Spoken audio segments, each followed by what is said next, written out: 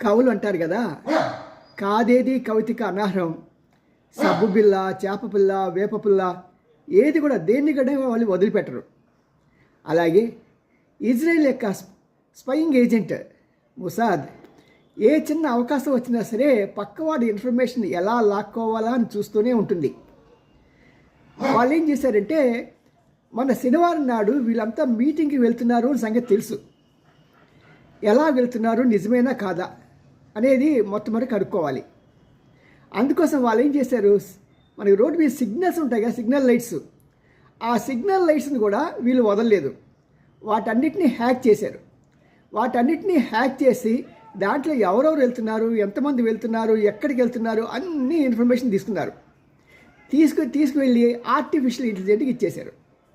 వెళ్తే వీళ్ళంతా కూడా చూసుకొని ఎస్ ఫలానా ఫలానా ఫలానా వాళ్ళంతగా వెళ్తున్నారు అని అది తన కన్క్లూషన్స్ ఇచ్చేసింది. అయితే వీళ్ళంతా వెళ్తున్నారంటే మనకి వచ్చిన ఇన్ఫర్మేషన్ కరెక్టే. సాధారణంగా ఎవరైనా సరే అలాంటి క్లిష్టమైన పరిస్థితిలో ఉన్నప్పుడు ఎక్కడో ఒక బంకర్లో మీటింగ్ పెట్టుకుంటారు.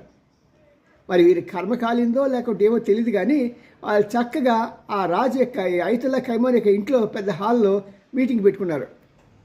40 మంది హెడ్లు ప్లస్ ఇంటెలిజెంట్ కమాండర్స్ వీళ్ళంతా కూడా హాయిగా అక్కడే ఉన్నారు. దీనికి తోడుగా వాళ్ళ ఖైమోన్ యొక్క కూతురు, అల్లుడు, మనవరాలు, భార్య అంతా అక్కడే ఉన్నారు.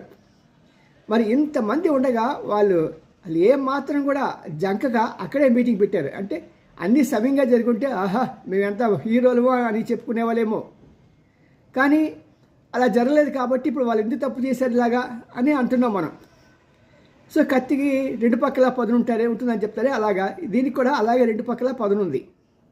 ఇలా చేయటం వల్ల ఏమైందంటే వాళ్ళేంటి సంవత్సరం నుంచి వాళ్ళు అబ్జర్వ్ చేస్తున్నాడు, ఖైమోన్ ఎప్పుడు లేస్తున్నాడు, ఎప్పుడు బయటికి వెళ్తున్నాడు, ఏ రోజు వెళ్తున్నాడు, ఎక్కడ వీళ్ళందరూ మీటింగ్లు ఎక్కడ పెడుతున్నారు, ఎప్పుడు దానికి ఎవరెవరు వస్తున్నారు, ఇవన్నీ కూడా 1 ఇయర్ నుంచి వాళ్ళు చాలా పకడ్బందీగా వ్యూహం పన్ని దాన్ని ఆర్టిఫిషియల్ ఇంటెలిజెంట్కి జత చేసి ఎలాగైతే చంపేయాలి, లేపేయాలి అనే ఒక గట్టి నిర్ణయంతో ఉంది ఇజ్రాయెల్.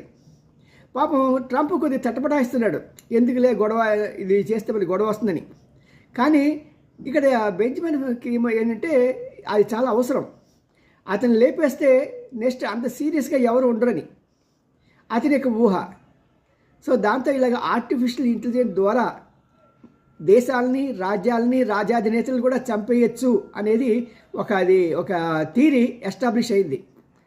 రాబోయే సమయాల్లో ఎలా ఉంటుందో ఏంటో చూద్దాం. సిఎంఈఎన్ రామ్జీ, సీనియర్ జర్నలిస్ట్.